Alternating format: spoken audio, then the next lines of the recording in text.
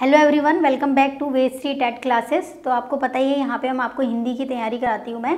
तो अगर आप हमसे जुड़ना चाहते हैं, हमारी और भी क्लासेस के डेमो क्लासेस देखना चाहते हैं, तो आप हमारा ऐप आता है वेदाश्री लर्निंग ऐप, उसको भी डाउनलोड करके वहाँ से आप हमारी डेमो क्लासेस देख सकते हैं।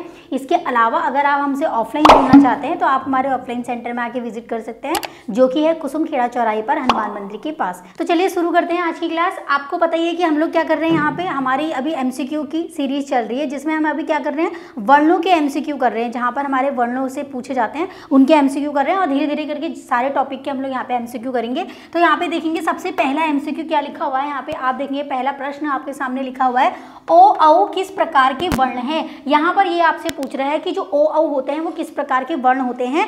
यहाँ पर कहने का तात्पर्य यह है कि इन्होंने उच्चारण स्थान पूछा है। जिस तरह से हमारे व्यंजनों का उच्चारण स्थान होता है, उसी तरीके से हमारे स्वरों का भी क्या होता है, उच्चारण स्थान होता है, और ये पूछ लिए जाते हैं, बहुत इंपॉर्टेंट है। अब यहाँ देखो क्या लिखा है, ऑप्शन ए है तालव्य, बी है मूर्धन्य, तीन और सी है आपका दंतोष्ठ है, और आपका डी है यहाँ पे कंठोष्ठ है, मतलब कंठ और ओष्ठ दोनों मिलकर। तो और यहाँ है दंत ओष्ठ, यानी कि दांत और ओष्ठ। लेकिन आप यहाँ पे एक चीज देखेंगे, तालव्य मतलब क्या होता है कि ऊपर जो हमारी जीभ के ऊपर का भाग होता है, तालव्य हम उसको बोलते हैं। तो जब आप ओ औ बोलते हो, ओ औ, अगर आप प्रैक्टिकल की बोलना चाहो तो जीभ ऊपर नहीं जा रही है, आपकी टच नहीं होती, ओ औ, है ना। तो जोड़ लेके अगर ओ औ, तो आप देखेंगे कि यहाँ पे कंठ का रोल ज्यादा हो रहा है ना, ओ औ, ठीक है, ओ औ। तो यहाँ पे आप देखेंगे तालव्य, यहाँ पे ये बिल्कुल रॉन्ग हो जाएगा। मूर्धन्य, मूर्धन्य मतलब होता है कि जैसे आप मुंह से बोल रहे हो, तो यहाँ पर ये भी नहीं होगा। दंत मतलब दांत का तो यहाँ पे है ही नहीं ना, ओ औ हो रहा है, तो दांत कोई टच नहीं हो रहे, तो दंत और ओष्ठ भी नहीं है। लेकिन आप यहाँ देखोगे कंठ, जब आप ओ बोलते हो तो आपके कंठ से आवाज आती है, और मुंह खोलते हो, ओष्ठ खोलते हो, तो इसका मतलब क्या हो जाएगा आपका, यहाँ पे जो डी ऑप्शन है वो राइट हो जाएगा। कंठोष्ठ है आपका क्या होता है, हमारा ओ औ क्या होता है, यहाँ पे इसका उच्चारण स्थान होता है। अब दूसरे नंबर पे चलते हैं, क्या बोल रहा है ये, स्वर ध्वनि के प्रकार, यानी कि जो हमारी स्वर ध्वनि है उसमें व्यंजन और जो स्वर दोनों होते हैं, इसमें ये पूछ रहा है कि इसके प्रकार क्या क्या हैं। तो स्वर के प्रकार क्या क्या हैं एक बार देख लेंगे। यहाँ पे आप यहाँ पे देखेंगे, यहाँ पे पहला है दीर्घ, दूसरा है प्लुत, तीसरा है ह्रस्व और उपयुक्त, तीनों दिए हैं। तो अगर आपने स्वर पढ़े हैं तो तीनों प्रकार आपने अच्छे से पढ़े होंगे। दीर्घ भी होता है, ह्रस्व भी होता है और प्लुत भी होता है। यहाँ ह्रस्व स्वर क्या होता है, ह्रस्व स्वर हमारा क्या होता है, जहाँ पर हमारा कम समय लगता है, जैसे कि आपका अ, छोटी ई और छोटा उ, ठीक है। और इधर दीर्घ में क्या आ जाता है, दीर्घ में हमारा आ, फिर ये बड़ी बड़ा उ, ए हो जाएगा, आई हो जाएगा, ओ हो जाएगा और औ हो जाएगा, ठीक है। अब यहाँ प्लुत में आ जाते हैं। प्लुत स्वर हमारे क्या होता है, जहाँ पर इस तरीके से बना हुआ होता है, यानी कि पुकारना, जहाँ पर आप किसी को पुकारते हो तो जहाँ पर हमारा समय अधिक लगता है, ठीक है। जैसे आपने राम बोला, तो आपको पता है कि ये ए से ज़्यादा समय लग रहा है, तो वो प्लुत हो जाता है, यानी कि इसका जो डी ऑप्शन होगा वो राइट होगा, ठीक है। जो आपका डी ऑप्शन है वो राइट होगा। इसमें हम लोग ऐसा कर लेते हैं, मार्कर डी ऑप्शन आपका 3 हो जाएंगे। अब यहाँ आ जाएंगे, क्वेश्चन नंबर 3 क्या बोल रहा है, देखो, निम्न में से अर्ध स्वर पूछ रहा है, यानी कि आधा स्वर कौन सा है आपको ये बताना है, ठीक है। तो यहाँ पर आप देखेंगे य, प, र और ल। तो आपको यहाँ पे बता रहा है कि जो अर्ध स्वर होता है वो क्या होता है। तो प आपने देखा होगा, हमारा प ऐसे भी हम लिख सकते हैं, ठीक है। तो ये अर्ध स्वर नहीं आता है। ल हम हमेशा ऐसे और ऐसे भी लिख सकते हैं, तो ये ल भी हमारा यहाँ नहीं आएगा, और यहाँ पे हमारा र है, तो हमारा जो राइट ऑप्शन होता है वो य होता है, ठीक है। अर्ध स्वर किसको बोलते हैं, य को बोलते हैं। चलो आगे बढ़ते हैं। क्वेश्चन नंबर 4 बोल रहा है कि महाप्राण ध्वनियाँ व्यंजन वर्ग में किससे संबंधित है, ये पूछ रहा है। सीधे सीधे इस क्वेश्चन का एक ही मतलब है, क्वेश्चन का मतलब यही है, वो आपसे महाप्राण ध्वनियाँ पूछ रहा है। तो आपको अल्पप्राण और महाप्राण पता होना चाहिए। मैं आपको एक स्टेप में बता देती हूँ अल्पप्राण क्या होता है। अल्प मतलब क्या होता है, जहां पर हम कम समय लेते हैं। आप क लेंगे और ख को छोड़ देंगे, फिर ग लेंगे और घ को छोड़ देंगे, और फिर अण ले लेंगे, यानी कि आपका प्रथम, तृतीय और पंचम हमारा अल्पप्राण में आएगा। तो महाप्राण क्या हो जाएगा, पहला बिल्कुल नहीं, आपको भी मैंने बताया क लेंगे।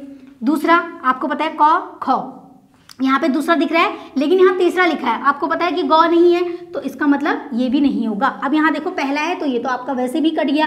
अब आपके पास ये बता दूसरा और चौथा, यहाँ देखो ख और यहाँ पे आपका ग और ये घ, यानी कि ये चौथा और ये दूसरा, ये दोनों क्या है, हमारे महाप्राण हैं, ठीक है। समझ में आ गया होगा। तो इसका राइट ऑप्शन हो जाएगा आपका दूसरा और चौथा। अब यहाँ चलते हैं हम लोग, क्वेश्चन नंबर 5 क्या बोल रहा है देखते हैं। क्वेश्चन नंबर 5 आपका बोल रहा है कि भाषा की सार्थक एवं लघुतम इकाई क्या होती है। जो हम भाषा, जो हमारी लैंग्वेज है, हम उसको बोलते हैं, तो उसकी सबसे छोटी इकाई क्या होती है। सबसे पहले यहाँ लिखा है शब्द, पद, ध्वनि और वाक्य। आपको पता है वाक्य छोटी इकाई नहीं होती है, इतना बड़ा वाक्य लिखा है मैंने, तो ये सबसे छोटी इकाई नहीं है भाषा की, ठीक है। पद भी हम इसी को ही बोलते हैं जो एक लाइन में पूर्ण हो जाता है, तो पद भी नहीं होगा। शब्द, आपको पता है ये शब्द है, ठीक है, ये शब्द है, और ये क्या है, और इसका स्वर है यानी कि ध्वनि है। तो आपको पता है कि शब्द बड़ा है या ध्वनि, आपको पता है कि शब्द नहीं बड़ा है, तो आपका जो राइट ऑप्शन हो जाएगा वो क्या हो जाएगा, ध्वनि हो जाएगा, ठीक है। चलो अब यहाँ चलते हैं, क्वेश्चन नंबर 6 क्या बोला है, इनमें से कौन सा व्यंजन अल्प प्राण है। अभी देखो ऊपर महाप्राण मैंने बताया आपको, अब मैं अल्प प्राण, ताकि जब इनके क्वेश्चन आप ज़्यादा से ज़्यादा करोगे तो आपका जो कॉन्सेप्ट है वो क्लियर हो जाएगा। जैसे यहाँ लिखा है इनमें से कौन सा व्यंजन अल्प प्राण है, तो यहाँ देखो अल्प, अभी मैंने आपको क्या बताया था, अल्प मतलब क्या होता है, एक स्टेप छोड़ के आप ऐसे आगे बढ़ोगे। तो जैसे आपने यहाँ लिखा क, फिर आपने ख को छोड़ दिया, फिर आपने ग लिखा, फिर घ को छोड़ा, फिर आपने क्या लिखा, अण लिखा, ठीक है, यानी पंचमाक्षर। अब यहाँ देखो थ, अब यहाँ देखो आपको पता है कि इसमें जो हमारा महाप्राण है वो थ है, तो यहाँ पर ये त, इसका मतलब ये थ नहीं होगा, ठीक है। अब यहाँ प और यहाँ पे फ, तो आपको पता है ये फ महाप्राण है, तो ये भी नहीं होगा। अब यहाँ पढ़ते हैं चौ, तो आपको पता है चौ और छ, और यहाँ पे आपको पता है ये जो छ है वो हमारा क्या है, ये जो छ है हमारा क्या है, महाप्राण है, तो इसका मतलब ये अल्प प्राण यहाँ आ गया। अब यहाँ क और ख, आपको पता है ख महाप्राण है और ये अल्प प्राण है, नहीं ये महाप्राण है, सॉरी अल्प प्राण है, और ये ख हमारा क्या है, महाप्राण है। तो आपका जो राइट ऑप्शन हो जाएगा वो क्या हो जाएगा, ये चौ हो जाएगा, सी आंसर आज आपका आ जाएगा, ठीक है। यहाँ पर आपका जो आपका इनमें से व्यंजन अल्प प्राण हो जाएगा वो हमारा क्या हो जाएगा, चौ हो जाएगा, ठीक है। यहाँ पर ये ऑप्शन गलत हो गया है, यहाँ पर होना चाहिए था ख, ठीक है। चलो अब आगे बढ़ते हैं। तो नेक्स्ट क्वेश्चन क्या कह रहा है, यहाँ पे देखेंगे, निम्नलिखित में से कंठय ध्वनियाँ पूछी है।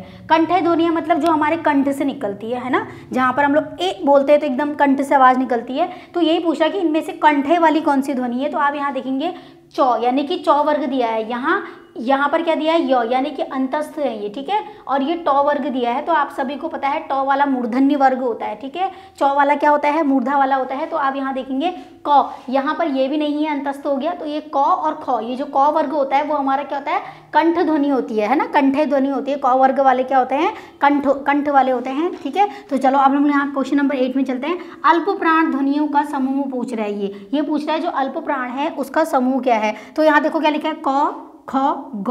अब एक बात बताओ, जब अल्प प्राण है तो अल्प प्राण में मैंने आपको बताया था क होगा, ख नहीं होगा, फिर ग होगा, फिर घ नहीं होगा, फिर अण होगा। अब आप देख लीजिए खुद ही, क ख ग, आपको पता है अल्प प्राण यहाँ पे नहीं दिख रहा है, त थ ध न, तो यहाँ पर भी क्या हो रहा है, एक चीज का मिस्टेक हो रहा है, त थ आ रहा है, बिल्कुल ये भी नहीं है। अब यहाँ देखो च, यहाँ देखते पहले ट ठ अण, ये भी नहीं है। अब यहाँ देखो च, फिर यहाँ पे छ, फिर ज, फिर यहाँ पे झ, फिर यहाँ पे अयों। तो इसका मतलब आपका जो अल्प प्राण हो गया वो क्या हो गया है, बी ऑप्शन आपका क्या हो जाएगा, राइट हो जाएगा, ठीक है। इस तरीके से आप पढ़ोगे तो एलिमिनेट करोगे तो आराम से आप अपने आंसर दे सकते हो। क्वेश्चन नंबर 9 क्या बोल रहा है, क्वेश्चन नंबर बोल रहा है कि वर्ण शब्द का अर्थ नहीं है। ये पूछ रहा है जो वर्ण होता है उसका अर्थ नहीं है। आपको 4 ऑप्शन दिए हैं, एक तो है रंग, देखो वर्ण को हम लोग रंग भी बोलते हैं, ठीक है। अब है जाति, आप किस वर्ण के हो, किस जाति के हो, तो इसका मतलब ये दोनों ही राइट है यहाँ पे, मतलब क्वेश्चन आपके हिसाब से।